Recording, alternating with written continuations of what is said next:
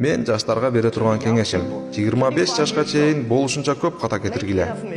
Бирок ката кетирдим деп кабатыр болбогула. Жыгылдыңбы? Кайра тур, кабатыр болбоңуз.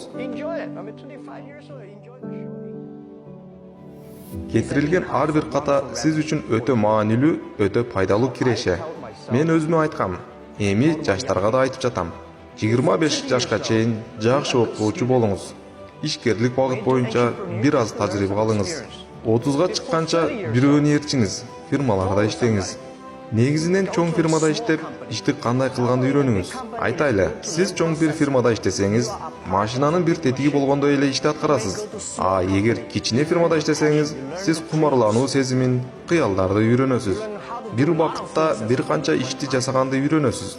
Ошондуктан 30га чейин кайсы фирмада иштөө эмес, кайсы адамды ээрчүү маанилүү.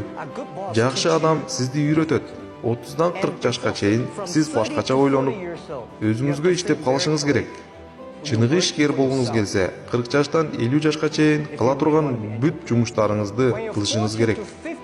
Ары бери секире бербеңиз, өтө кеч болуп калат. Ийгиликке жетүү мүмкүн, бирок өлүмдүн да пайызы жогору болот. 40 жаштан 50 жашка чейин ойлонуңуз. Кылган ишиңизге кантип бериле аласыз? 50ден 60 жашка чейин жаштар үчүн иштеңиз. Себеби жаштар сизге караганда жакшыраак иштей алышат. Аларга таяныңыз, инвестиция кылыңыз, бүт шартты түзүп бериңиз. Ал эми 60тан ашкандан кийин убакытты өзүңүзгө бөлүңүз, эс алып жатыңыз. Мындан ары өзгөрүүгө кеч болуп калат.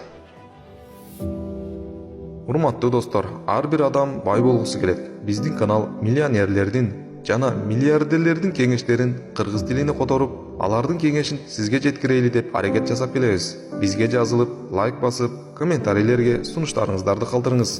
Келечек башталды. Сиз да бул жашоодо бай адамдардай жашоого укуктуусуз.